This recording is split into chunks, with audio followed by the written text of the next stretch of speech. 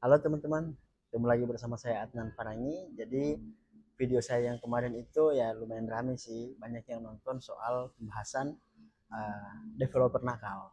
Nah, memang sekarang ini kita harus berhati-hati karena semakin canggih teknologi, ya kejahatan pun semakin bermacam-macam.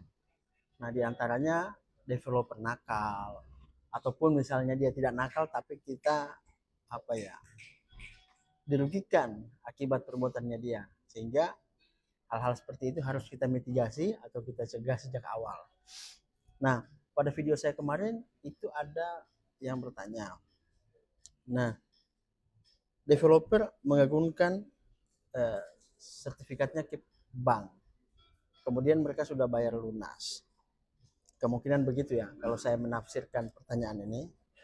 Nah, pihak bank mengatakan tidak mau berurusan dengan mereka karena memang yang mengagungkan di bank itu adalah developer. Nah, pertanyaannya, apakah bisa kita memperkarakan developer atau pihak bank? Jawabannya adalah bisa. Jadi, upaya hukum yang kita lakukan terhadap pihak bank dan juga developer itu adalah gugatan secara keperdataan.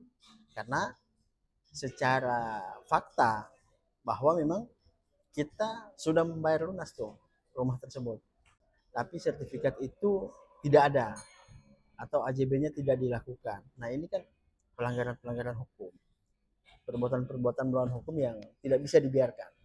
Nah, kalau ada kasus seperti itu, solusinya cuma satu, yakni gugat. Nah, yang digugat itu adalah pihak developer sama pihak bank. Kenapa pihak bank harus digugat? Karena pihak bank menguasai surat menyuratnya. Developernya itu adalah melakukan perbuatan melawan hukum, dalam hal ini tidak memberikan ke konsumen atau misalnya kita selaku pembeli rumah itu. Nah, yang penting dipastikan dulu apakah memang benar-benar kita sudah melunasi. Kalau misalnya belum melunasi, nggak bisa juga dong kita minta dan begitu. Nah, kalau kita sudah pastikan bahwa memang kita sudah berikan pelunasan, ya berarti apa ya, kewajiban kita sudah selesai. Yang selanjutnya itu tinggal kewajibannya si developer, seperti itu.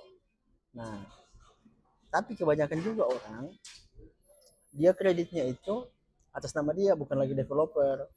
Nah, kalau kredit atas nama dia, kemudian SHM juga misalnya jelas statusnya, maka pihak developer nggak bisa diperkarakan dalam hal ini, melainkan tinggal bayar lunas cicilannya, ya kemudian habis itu diambil sertifikatnya di pihak bank, begitu.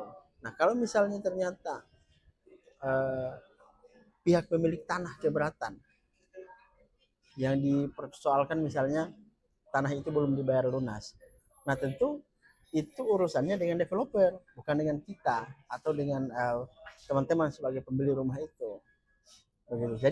Jadi harus kita pastikan itu yang seperti yang saya sampaikan pada video sebelumnya, benar-benar bahwa tanah itu memang sudah dibayar atau sudah dibeli secara lunas oleh developer kepada masyarakat ataupun pemilik tanah. Karena kalau misalnya belum, itu yang akan jadi problem, seperti itu. Intinya sih di situ aja, harus betul-betul dipastikan tanah itu sudah milik pengembang. Kalau belum, nah bisa aja tuh orangnya keberatan, seperti itu. Nah, kemudian ada pertanyaan yang berikut,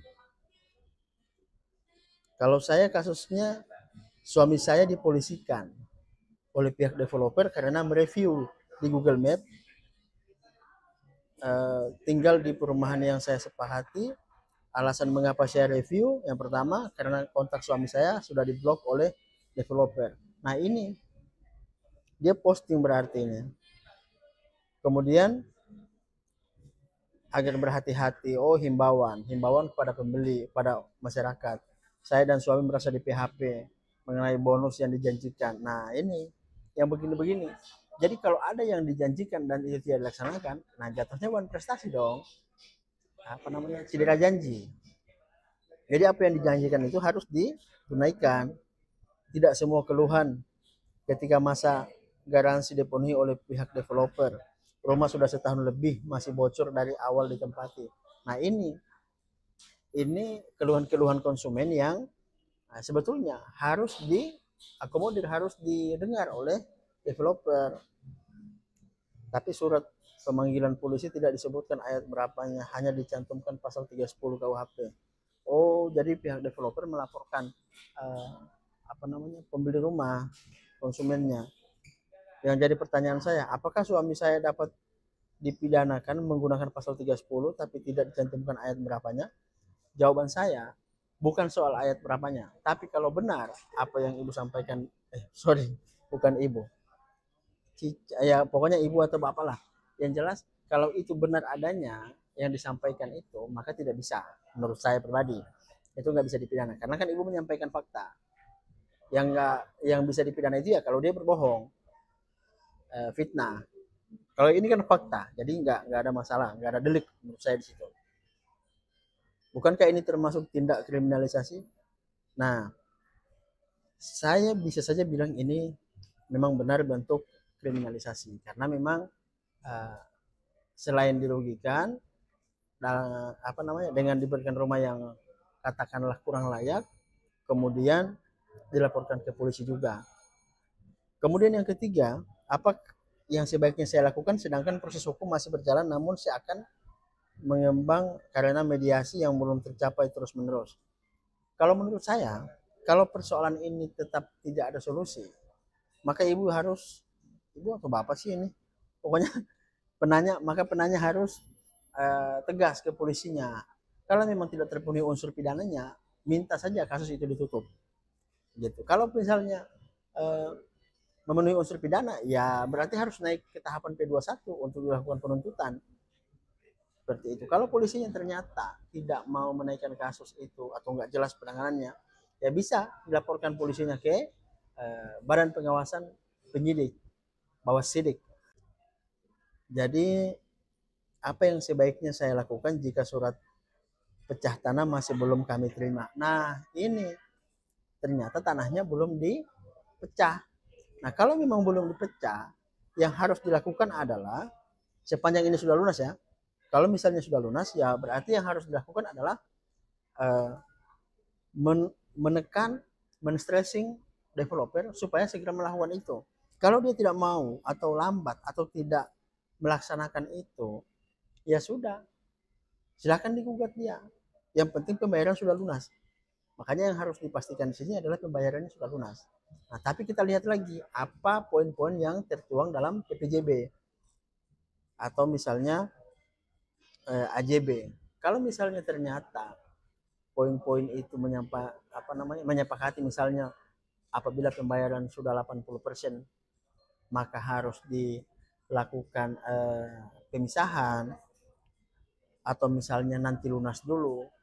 Intinya kalau ada yang sudah disepakati kemudian tidak dilaksanakan, maka itu adalah sebuah pelanggaran hukum dan itu tidak bisa dibiarkan.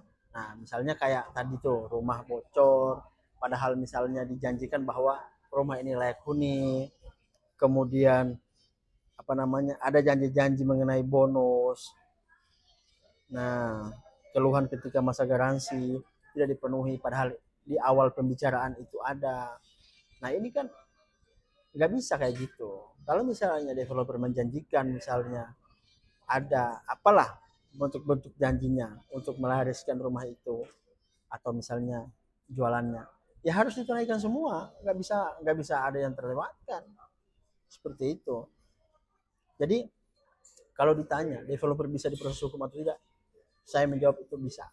Selain dengan menggunakan upaya gugatan secara keperdataan atau misalnya mau dilaporkan secara pidana pun bisa. Nanti kita tinggal kaji aja mana nih pelanggaran-pelanggaran yang dilakukan oleh developer. Seperti itu. Terima kasih.